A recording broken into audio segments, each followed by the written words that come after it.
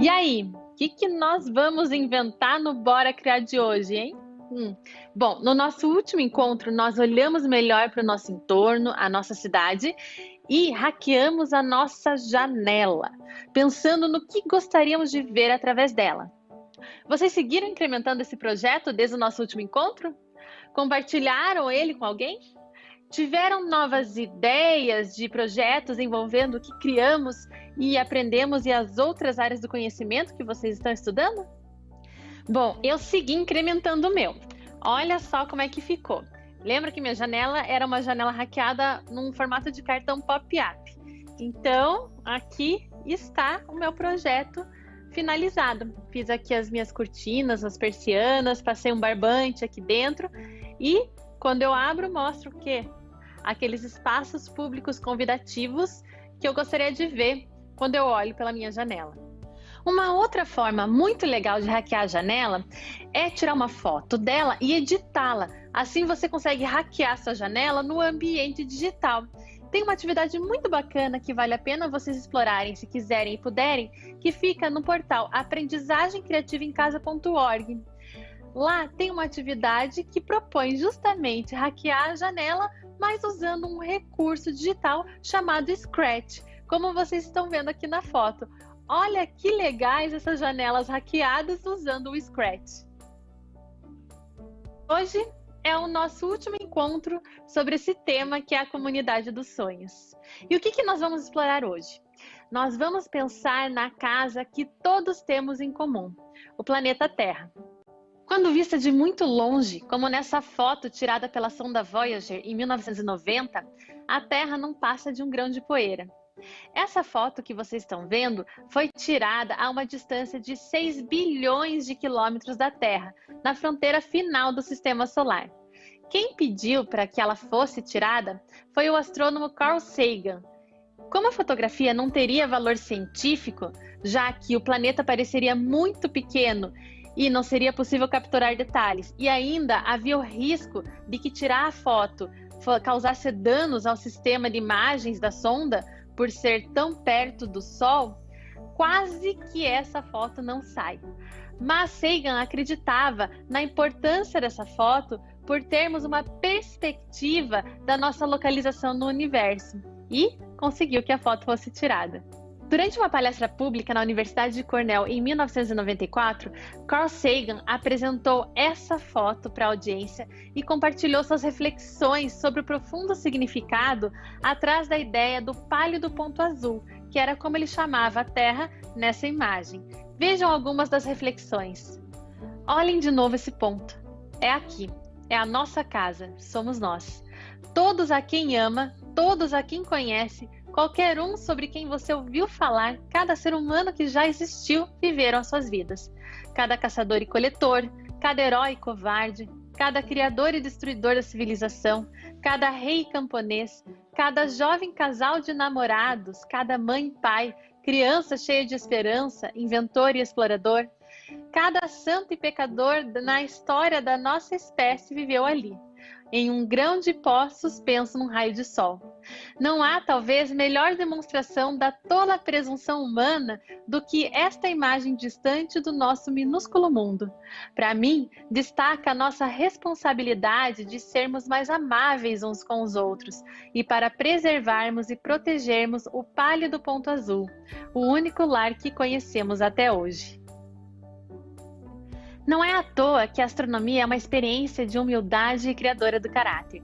Quando olhamos a Terra de cima, não existem fronteiras, essas que desenhamos para delimitar cidades, estados e países. E se pensarmos na dinâmica do planeta, nas correntes oceânicas, nos ventos e em todos os seres que o habitam em suas migrações, essas fronteiras também não existem, pois a Terra é um todo interligado. Certo, todos habitamos esse único planeta. E se ele não tivesse fronteiras? Os muros, ao mesmo tempo que protegem, também isolam as pessoas. E se nós pudéssemos criar algo que conecte melhor as pessoas? Ou algo que ajude a diminuir as distâncias entre elas, sejam físicas ou sociais? Vejam esse exemplo que bacana. No dia 30 de julho de 2019, crianças e adultos dos Estados Unidos e do México se reuniram em volta de um trecho da fronteira que separa os dois países para se conectar e confraternizar de um jeito diferente, brincando em 3 gangorras cor-de-rosa que foram instaladas na cerca de ferro. O arquiteto Ronald Rael e a designer Virginia Sanfratello uniram de forma lúdica e durante 40 minutos os dois países em um evento cheio de alegria, emoção e união na fronteira. O muro se tornou um ponto de apoio literal para as relações Estados Unidos e México, e crianças e adultos estavam conectados de maneira significativa em ambos os lados, com o reconhecimento de que as ações que acontecem de um lado têm uma consequência direta do outro lado. O Rael e a Virgínia encontraram uma maneira muito criativa de conectar as pessoas. E aí, o que nós vamos criar para conectar e aproximar mais as pessoas? Chegou a hora de colocarmos a mão na massa. Para isso, vamos precisar de alguns materiais. Então, se vocês puderem, separem papel, papelão, sucata, tesoura, cola, canetinhas, materiais para escrever, enfim, o que acharem relevante para o projeto que vocês vão desenvolver. Vamos lá?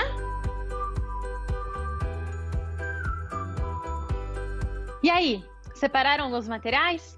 Também separei alguns aqui. Então, eu separei uma tesoura, cola, um pedaço de embalagem cartonada, a gente conhece como embalagem longa-vida, né? Então, às vezes tem leite, suco com essa embalagem. Também essa embalagem aqui, que é a embalagem de café. E eu gostei por causa que ela tem essa cor, esse dourado de um lado e prateado dentro, talvez eu use. Alguns recortes de revista, para variar, que eu adoro. Papel colorido, canetinhas para escrever, um lápis e é isso. E vocês, conseguiram separar alguma coisa nesse tempo? Bom, então vamos lá. O que nós podemos criar para nos conectar melhor, ou seja, algo que contribua para diminuir as distâncias, sejam elas físicas ou sociais? Bom, o nosso desafio é criar alguma coisa que ajude a conectar as pessoas ou a diminuir as distâncias entre elas, né? Eu pensei aqui em 2 coisas que ajudam tanto a conectar como a diminuir as distâncias, que são histórias. As histórias, elas criam vínculos entre as pessoas, e a comunicação, né? A comunicação, ela conecta as pessoas e diminui as distâncias. Daí, em relação a histórias, eu tinha pensado antes em criar um livrinho com biografias compartilhadas, convidando algumas pessoas a compartilharem as histórias de suas vidas. Mas daí, pensando em comunicação, em diminuir as distâncias, eu me lembrei desse livro aqui que eu li, que é uma graça, que se chama Querido Mundo, Como Vai Você? Que conta a história de um menino, Toby, ele é inglês, que quando ele tinha 5 anos e conheceu uma história, a professora dele contou uma história a respeito de uma carta, o caminho que ela percorreu até chegar ao destinatário, ele decidiu que ele queria escrever uma carta para alguma pessoa em cada país do mundo. Assim ele iria conhecer um pouquinho de cada país, mas por meio de cartas, trocando correspondências com outras pessoas. E aí, pensando em cartas, que é uma coisa tão legal que a gente não envia mais tanto, né, ultimamente, porque tem e-mail, tem celular, tem WhatsApp, eu decidi que eu vou criar um cartão postal para algum estranho. E eu vou postar depois, vou tirar uma foto desse cartão postal e vou postar na internet, nas minhas redes, para que qualquer pessoa de qualquer lugar do mundo consiga respondê-lo. Então eu vou usar aqui, vou deixar meu livrinho do lado e vou começar a construir o meu cartão postal. Eu decidi que esse papel preto aqui vai ser a base dele. Então eu vou cortar ele no meio. E de um lado eu vou colocar um papel laranja e do outro um amarelo. Então deixa eu ver aqui. De um lado vai ser o laranja. E vocês? O que vocês escolheram? O que vocês vão criar para diminuir as distâncias entre as pessoas ou conectá-las, né, um pouco mais? Deixa eu ver aqui, ó. Eu quero que caiba aqui atrás, então vou cortar só mais um pedacinho. E daí já está pronto um lado. E eu vou decorar esse cartão. Então essa daqui vai ser a base de um lado. Tcharam. Aqui, quando fica assim com essas barbinhas, eu prefiro cortar para ficar mais bonitinho. Mas o que vocês escolheram? Sabe que vocês poderiam criar qualquer coisa. Eu tinha pensado até em criar um protótipo de um muro interativo, um muro que convide as pessoas a interagir com ele de alguma forma.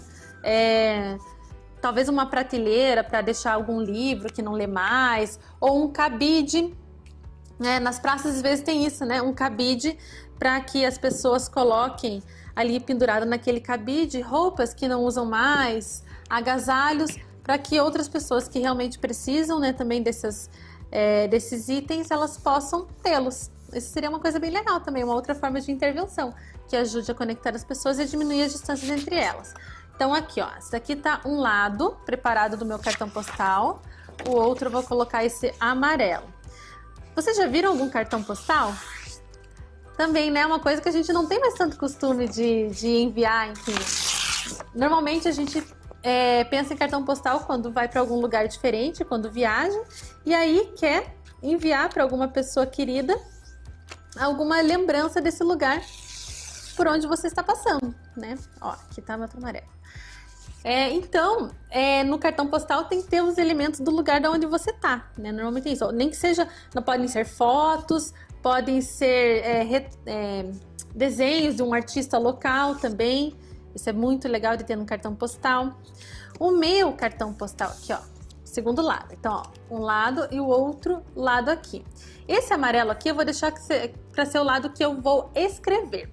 E esse laranjado aqui vai ser o lado da minha foto, né? Mas só que eu não tenho foto do local aqui onde eu moro. Então, eu moro aqui em Curitiba. E eu decidi, então, que eu vou pegar esses recortes aqui de revista para montar, para ilustrar com alguns elementos que eu acho que são representativos da minha cidade. Eu poderia ter colocado fotos, né? Mas como no caso aqui eu não tenho, eu vou improvisar com o que eu tenho. Então, por exemplo, aqui eu encontrei, ó, não sei se vocês conseguem ver, uma foto que tem várias araucárias, que são árvores bastante comuns aqui na minha cidade. Então, eu vou colocar aqui as araucárias. Isso é legal de vocês pensarem, né? Se vocês fossem fazer um cartão postal, como é que vocês fariam para representar o lugar onde vocês moram? Também, não pense que se usar foto, né? Poderiam ser desenhos, colagens, poderia ser uma poesia que represente o teu sentimento em relação ao lugar onde você mora. Então, existem várias formas. Bom, aqui já colei, ó, já tá uma parte. Mas tem uma outra coisa que é muito típica aqui da minha região, também não só da minha região, né, mas de outras cidades que tem a araucária, que é o pinhão, que é a semente dessa planta.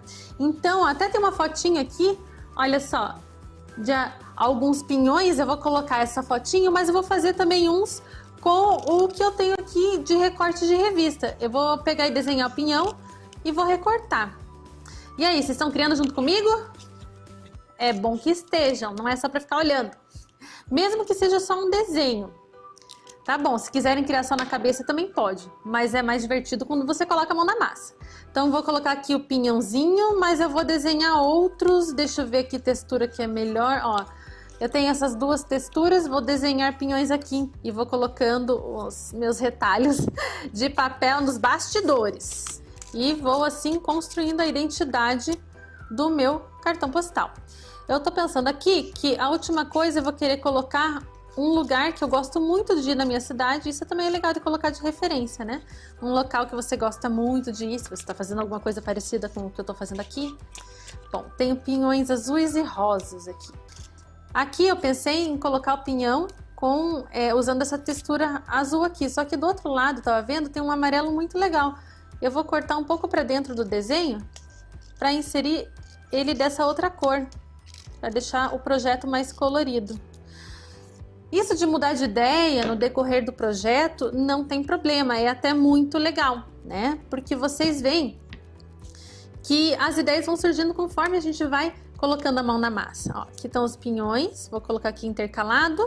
Só que antes de eu colar eles, eu quero colocar o meu ponto que eu gosto muito de ir, que é um museu muito legal, que se chama Museu Oscar Niemeyer. Ele tem um formato diferente, um formato que parece um olho, a arquitetura. Então eu acho que eu vou usar até essa embalagem de café. Então eu vou recortar esse formato do olho, só vou marcar aqui bem fraquinho com lápis. Vou recortar esse formato de olho aqui e a base vou fazer com outro recorte de papel. Vocês já viram essas embalagens? Que legais que elas são? É uma textura muito legal de usar nos diferentes projetos, né?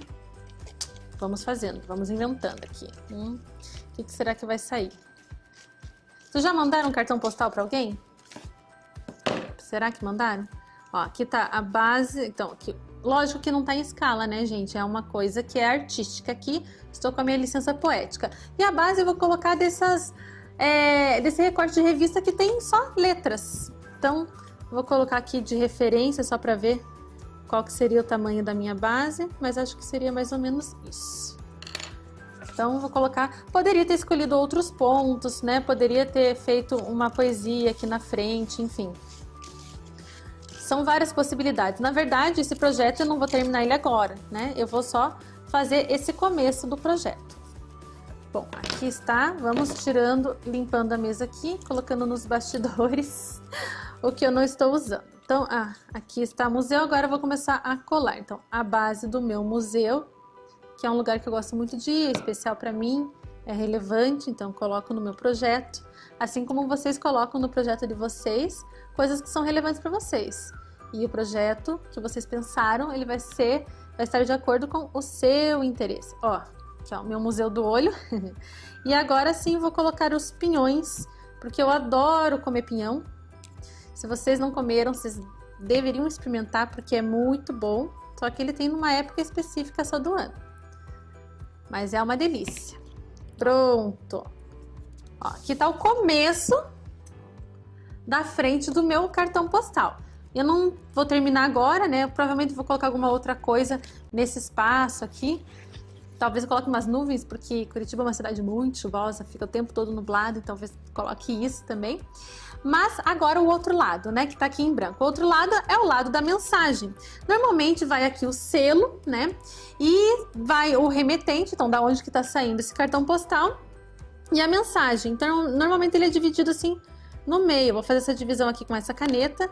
Ó, então aqui tá a minha divisão. Esse lado aqui eu vou colocar a minha mensagem, desse outro o da onde que tá saindo. E eu vou fazer o seguinte, eu vou simular um carimbo com isso daqui, que é aquela pedaço de embalagem longa vida. Quando você pega essa embalagem longa vida e você usa um lápis, né, para escrever com bastante força nele, você acaba fazendo vincos. E aí isso daqui pode ser usado como uma espécie de um carimbo. Então eu vou cortar um quadradinho para ser o quadradinho do meu carimbo, dessa embalagem. Vai ser um carimbinho em que eu vou desenhar aqui um pinhãozinho. Vamos ver se vai dar certo. Eu acho que eu vou usar a ponta da caneta, que ela é mais fina para fazer esse pinhãozinho. E tem que riscar realmente com força, sabe, gente? Como se fosse querer furar esse papel. Porque você faz um sulco e daí... Já vou mostrar o resto. Nossa, tô fazendo força aqui para riscar. O carimbo vai ser de um pinhão. Ó, faço um vinco aqui. E depois, como essa parte tá para dentro, se eu passasse tinta aqui e tchum, com esse pedaço de papel em cima da superfície onde eu quero carimbar, então aqui, como eu não tenho tinta, eu vou usar uma canetinha. Uma canetinha dessas que não é permanente, ou seja, que eu posso pintar aqui em cima dela e que ela não vai secar tão rápido e assim vai poder passar para o meu papel. Só deixa eu afundar aqui um pouco mais. Vamos ver se vai dar certo também, né, gente? Não sei se vai dar. E se não der, depois eu tento fazer de uma outra forma. E aqui, ó, vou pintando aqui. Estão vendo que ela não seca? Vamos ver se vai dar certo. Eu vou colocar um carimbinho aqui e espreme. Vamos ver se vai dar certo. Tcharam! Olha só, ficou bem clarinho, eu poderia ter usado uma outra canetinha melhor, mas ficou o carimbinho do meu pinhão. Estão vendo?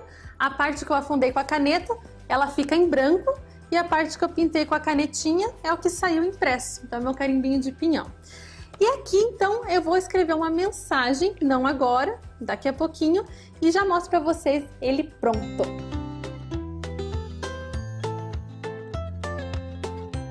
E aqui está o meu cartão postal. Então, aqui eu tenho os pinheiros, pinhões, um lugar que é especial para mim. Fiz uma baita nuvem aqui chovendo, porque é muito comum o tempo encoberto por aqui. E uma pessoa de braços abertos para quem for receber esse cartão. No verso tem o remetente, a mensagem, coloquei até um selinho aqui. E um outro carimbo, fiz um pinhãozão aqui, com o carimbo com aquela embalagem longa vida. Então, o remetente é de quem que é esse cartão, da onde ele está saindo, e uma mensagem. Como esse é um cartão aberto e eu não sei quem vai me responder, eu coloquei assim: querido estranho, de onde você é? Quais são seus sonhos? O que você criaria para conectar as pessoas e diminuir as distâncias entre elas? Qual é a sua comida preferida? E qual é o seu lugar preferido no mundo? Então, tá aqui. E vocês? O que vocês criaram? Hã? O que foi fácil na criação desse projeto? O que foi difícil? O que vocês fariam diferente se tivessem mais tempo? Será que vocês conseguem conectar esse projeto com outras áreas que vocês estão aprendendo agora? Se quiserem e puderem, compartilhem esse projeto, primeiro com as pessoas que estão perto de vocês e depois tirem uma foto dele, compartilhem nas suas redes com a hashtag Bora Criar na Rede. Existem uma infinidade de projetos que nós podemos criar para ajudar a diminuir as distâncias entre as pessoas. Nós pensamos, nesse momento Monomassa, em um aspecto, mas também podemos pensar em outras soluções mais práticas e pontuais para problemas observados, como, por exemplo, a ocupação de um espaço público ocioso, a criação de um software de mapeamento de uma determinada situação, como um aplicativo que conecta doadores a bancos de sangue, ou então empresas a pessoas interessadas em um emprego, ou ainda donos de muros e artistas interessados em deixar a cidade mais colorida, ou até um site que conecte fornecedores de alimentos a ONGs que atendem comunidades vulneráveis. Um projeto muito bacana nessa área de repensar as relações entre as pessoas, diminuição de distâncias e aumento da conexão entre elas, é o Laboratório da Cidade. O objetivo desse projeto, na verdade é uma ONG, é repensar as cidades, suas dinâmicas e transformações, almejando cidades mais humanas, democráticas, resilientes e sustentáveis. Eles desenvolvem uma série de projetos super bacanas. Um exemplo são os hidropontos, pias itinerantes, acessíveis para pessoas em situação de vulnerabilidade ou em situação de rua. Olhar de uma forma mais atenta para o meio e pensar em formas inteligentes de resolver problemas que envolvem pessoas e os lugares que elas ocupam é preocupação de muitos arquitetos. A arquitetura é uma profissão que trabalha muito com a criação de projetos de ambientes que visam a organização espacial para um melhor aproveitamento do espaço de uma forma criativa e sustentável. E o urbanismo, que é uma vertente da arquitetura, está relacionado ao planejamento de projetos de cidades mais justas, acolhedoras e democráticas. Vamos conversar com um arquiteto para conhecer melhor essa profissão? Nós chamamos o arquiteto Caio Vassão para conversar com a gente. Caio, muito obrigada por aceitar o nosso convite e participar dessa entrevista. Eu imagino assim que, nossa, as visões que você vai compartilhar com a gente hoje, elas serão bastante inspiradoras para os estudantes. E eu vou começar perguntando para você, Caio, por que, afinal de contas, você escolheu a arquitetura? Maravilha. Thaís, eu que agradeço o convite, espero que a gente possa contribuir, né, para esse movimento que a gente está vivendo, né, imaginar o futuro. Então, eu escolhi a arquitetura porque é exatamente isso, ela era um convite para imaginar o futuro. Porque antes de eu prestar a faculdade, eu tinha várias opções, para você ter uma ideia da loucura que era. Eu estava ponderando em fazer física, porque eu me interessava por astrofísica. Também achava que era legal fazer agronomia, porque eu acho muito importante a conexão com a natureza, o sustento da nossa vida vem da natureza, então que relação é essa que a gente tem com a natureza? E o agrônomo, em tese, é esse cara que vai entender isso. Também estava topando fazer artes plásticas, muito bom, já desenhava, já era ilustrador, eu comecei cedo a desenhar, e aí eu fui me ponderando, onde é que eu vou encontrar tudo isso um pouco? E aí, por sorte, eu tinha alguns parentes, alguns colegas que me deram essa dica, olha, essa montoeira de coisa que você quer ver aí, na arquitetura você vai encontrar. Eu também costumava fazer design de produtos, né, desenho de veículos, objetos, eu achava isso interessante, e me deram essa dica, olha, na arquitetura você vai ver design, na arquitetura você vai ver ciência, física, você vai ver história, antropologia, você vai ver a formação estética de um artista, você vai ver lá. Então, o arquiteto tem um pouco essa formação que a gente chama de generalista, né, que ele entende de pouco em tudo, né. E me diga uma coisa, como que o jeito de pensar da arquitetura pode nos ensinar sobre como abordar problemas, né? Então, o tempo todo nós nos confrontamos com diversos problemas. Então, como que esse jeito de pensar da arquitetura, ele ajuda a gente a resolver os problemas e a observar de uma forma diferente o nosso entorno? Muito bom. Eu acho que é importante falar que tem vários tipos de arquitetura, vários caminhos diferentes de entender a relação do profissional, né, do arquiteto, com o projeto, com, digamos, a resolução de problemas, né? Tem uma formação bem tradicional de arquitetura que encara assim, olha, os problemas já estão dados, as soluções já estão prontas. Então tem, digamos assim, tem uma série, tem um cardápio, né, uma coleção de soluções prontas que a gente aplica em situações específicas. Tem uma outra turma que pensa assim, cada problema é um problema, cada situação é uma situação, e a gente tem que se apropriar dela de uma maneira específica, olhar para ela de um jeito que é dela, e não genérico, não é uma coisa geral, a gente tem que olhar para ela do jeito que ela pede para ser olhada, e a gente lida com aquela situação, daquele problema. Mas tem uma outra abordagem, que é um pouco a minha abordagem, de muitos colegas, e eu organizei isso a partir de uma abordagem que eu chamo de meta-design, que é um certo jeito de ver projetos, né? E que é a seguinte coisa, as coisas são tão específicas que cada vez que você lida com um problema, ou com uma situação específica, é só ela, não tem outra igual no mundo. É que nem cada pessoa é uma pessoa única, não tem duas pessoas iguais no planeta, né? Significa o quê? Que a gente tem que entrar ali e olhar as coisas de maneira muito honesta, e ver o que a coisa é, de fato, e não aquilo que a gente gostaria que ela fosse. E aí, muitas vezes, a parte mais bonita disso é que os problemas se transformam rapidamente em oportunidades. Eles deixam de ser um problema no sentido, ai, que dor, tá me incomodando. De fato, não, muitos problemas são dores, são coisas muito dolorosas, de fato. N problemas têm esse caráter. Mas se você olhar de um certo ângulo, é como se ele virasse um convite para criar uma nova coisa. E essa nova coisa, em geral, ela supera completamente qualquer expectativa. Ela nos permite inventar coisas tão novas, tão interessantes, tão boas para as pessoas que estão envolvidas com aquele problema, que elas percebem que o problema em si já desapareceu, virou outra coisa, e a gente criou uma nova realidade. Um exemplo interessante aí é o próprio telefone celular, que é uma coisa que era raríssima 20 anos atrás, e hoje em dia está tudo pintelado aí, né? Quase todo mundo usa o telefone celular, né? Em um nível ou outro. Ou é o smartphone, ou é algum outro telefone, alguma coisa. Qual que era o problema que ele estava resolvendo? Em tese era a telecomunicação, né? Qualquer pessoa poder falar com qualquer outra pessoa. Mas, na prática, o que a gente fez com o celular virou uma espécie de cola social, né? Um adesivo que a gente joga nas comunidades, e de repente a comunidade fica muito mais sofisticada, muito mais rica. E ela é tão mais interessante, a vida hoje com o celular, que a gente até esquece como é que era a vida sem celular. Quer dizer, o problema da telecomunicação virou um pedacinho do que o smartphone ou o celular dá pra gente, né? É uma outra realidade muito mais ampla, muito mais interessante. Ah, que legal. Eu vou sair um pouco até do script. Eu fiquei pensando, que outro problema que você pode dar de exemplo nas cidades, vamos pensar assim, nas cidades, que ele foi superado de uma forma criativa? Legal. Tanta coisa, na verdade quase tudo, assim. É que todas as soluções que a gente dá para os problemas, muitas vezes criam problemas novos. E essa é a parte bonita e, ao mesmo tempo, aterrorizadora da arquitetura do urbanismo. Vou dar um exemplo, o carro, né? O carro, quando a gente acha que o carro surgiu para resolver um problema que ele transporte. A gente mora no lugar, trabalha longe, como é que eu chego lá? Vem o carro ao nosso resgate para poder viabilizar isso. E mesmo quem anda de ônibus é a mesma coisa, porque o ônibus nada mais é do que um carro grande que cabe muita gente. É um carro, igualzinho. E não foi por isso. O carro surgiu, na verdade, como um veículo de passeio, era para dar a volta, era para passear, para ir para o meio do mato, olhar a paisagem. E era uma coisa de playboy, era uma coisa de gente rica, né? E aí as pessoas perceberam que tinha uma oportunidade ali. Espera um pouquinho. Se tem esse carro aí, e tem esse monte de terra livre em volta da cidade, por que a pessoa tem que morar no centro?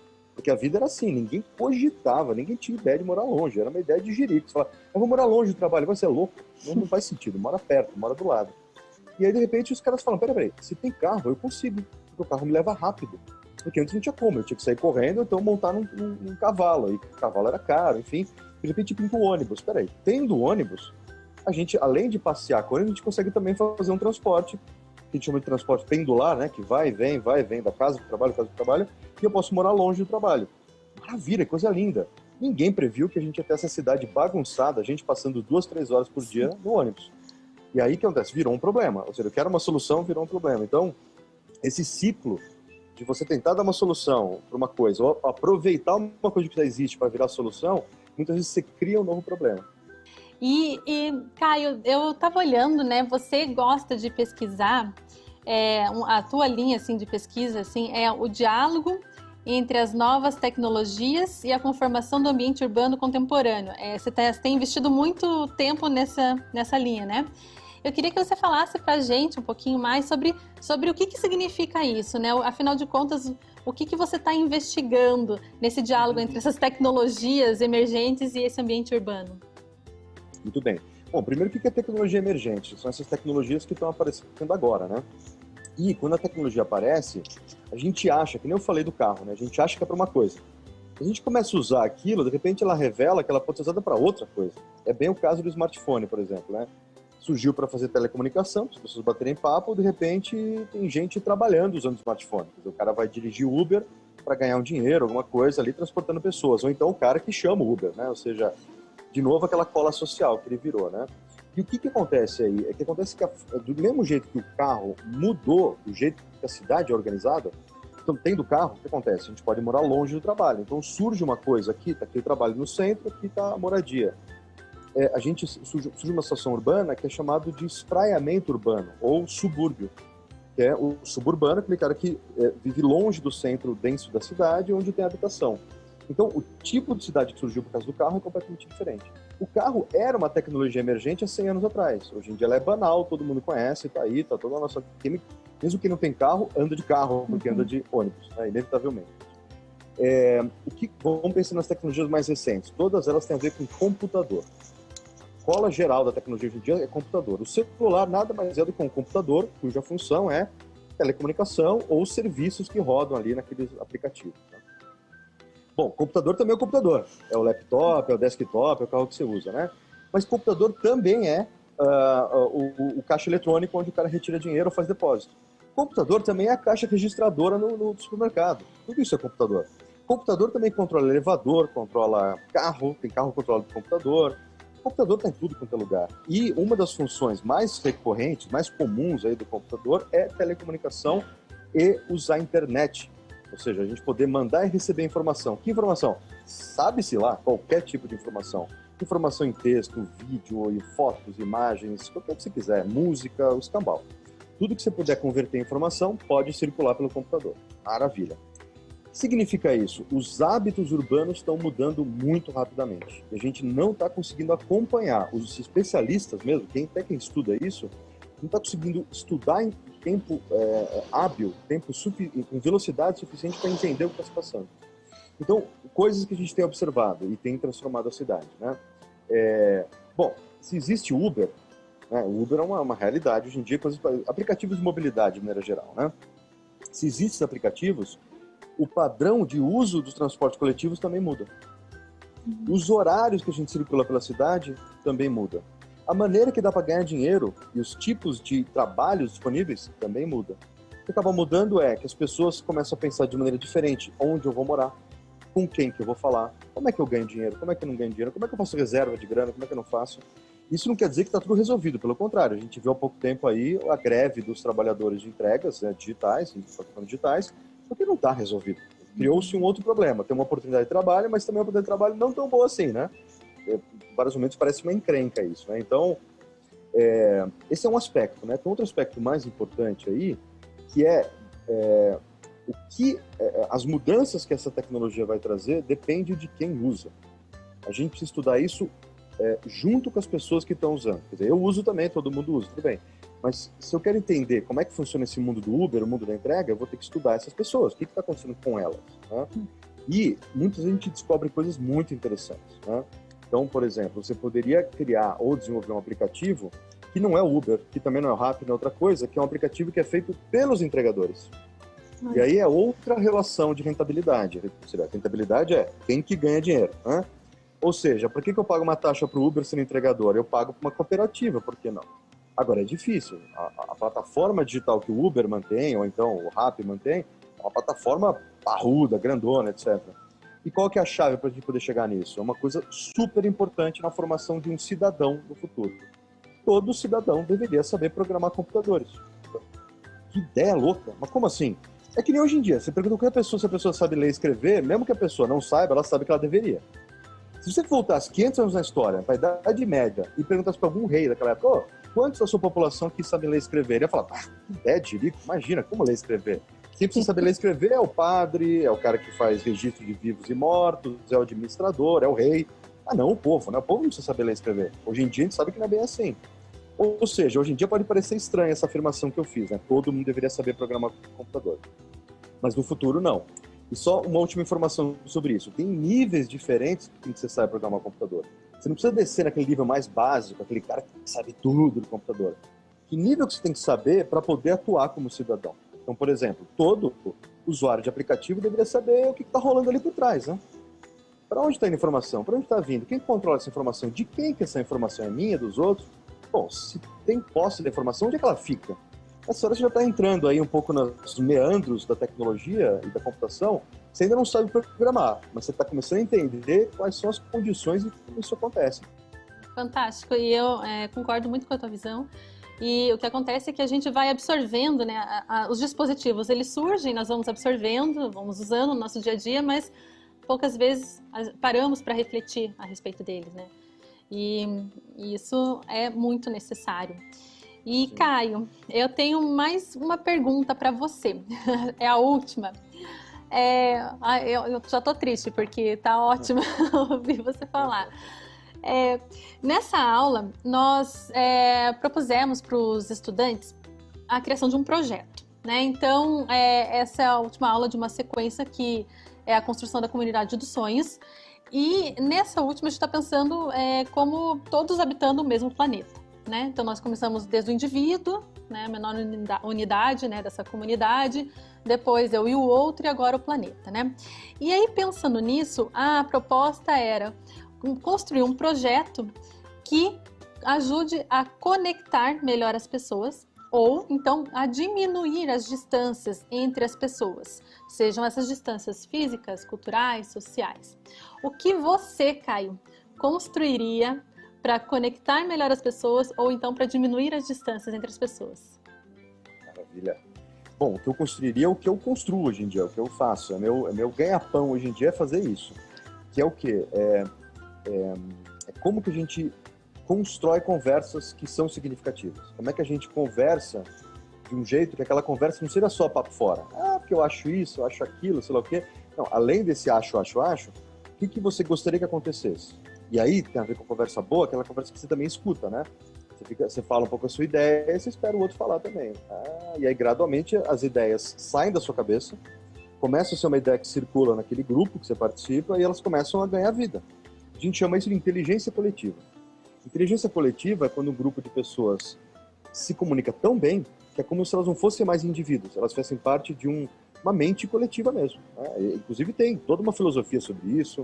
Isso tem a ver com inteligência artificial, tem a ver com sistemas complexos, sistemas de emergência, tem toda uma ciência em cima disso, cibernética, tem tudo a ver com essa ideia de que quando pessoas se comunicam bem, elas conseguem construir um cérebro coletivo, uma mente coletiva. E aí, o céu é o limite. O coletivo sempre pensa melhor do que o indivíduo. Para poder fazer isso, o que a gente tem que fazer? É como se fosse a construção de outros hábitos de bate-papo. Então, por exemplo, não é só sentar e bater papo. Você tem que bater papo e anotar sobre o que você está falando. E aquelas anotações têm que ser vistas pelas pessoas. Colar na parede, colar em cima da mesa, de algum jeito tem que colocar ali. E à medida que você vai vendo a anotação um do outro, você vai começar a observar o que cada um está escrevendo e vendo ali, e você começa a perceber que tem ideias que estão circulando. Então, uma ideia que você jogou aqui, passou pela cabeça do outro, virou uma outra ideia. E à medida que você vai misturando os grupos também, você trabalha com grupinhos aqui de 4, 5 pessoas, outro grupinho de 4, 5 pessoas. Eu estou falando outra vez o que vocês já estão fazendo, né? A gente chama isso de técnicas colaborativas. Né? E aí tem um monte de gente trabalhando com isso hoje. Eu acho que é a grande esperança para construir comunidades no futuro. Para você melhorar a capacidade das pessoas se comunicarem. E não tem a ver com você falar bonito, né? Vou falar bonito agora. Não, fala o que está na tua cabeça. Eu também escuta. Falou? Anotou. Mostra a anotação para o amigo. Guarda a anotação, faz uma anotação coletiva, continua no dia seguinte, deixa na parede, vai dormir com a ideia, volta no dia seguinte, olha, opa, tem isso aqui. Então tem um monte de abordagens, gente que você já deve ter ouvido falar, de design thinking, comunicação não violenta, uma coisa chamada que é a arte de receber, do inglês Art of Hosting, e tem um monte de coisa. Tem o Café Mundo, que é uma técnica de conversação em grupos grandes, que eu chamo de World Café também, ou Café Mundo. Tem um monte de técnicas aí sendo utilizadas. Esse, para mim, é o ponto fundamental, que é aprender a colaborar. O que é colaborar? Elaborar ideias coletivamente. Colaborar. Aí que ninguém segura. Aí o que dá para fazer é praticamente infinito. Ai, que perfeito, porque é algo que está acessível para todos, né, Caio? Totalmente. Eu acho que é um pouco que nem o futebol, sabe? Porque o futebol é um esporte tão popular. Porque você precisa de uma bola, precisa de um descampado, você bota umas traves aqui a colar, você joga. Colaboração é a mesma coisa. Tem umas mesas, tem umas canetas, uns papéis, vai anotando. E aí tem 1000 maneiras de você anotar e compartilhar. Caio, muito obrigada pela entrevista, foi ótima. Nossa, você tocou em pontos muito pertinentes, né? E o interessante é que o que você traz não são soluções complicadas, né? São soluções que estão ao nosso alcance, que podem nascer aqui dentro mesmo e que podem começar agora. Muito obrigada. Eu que agradeço a oportunidade, Thaís. Conta comigo para outros. Vocês tinham ideia da diversidade de atividades que podem ser desenvolvidas pelos arquitetos?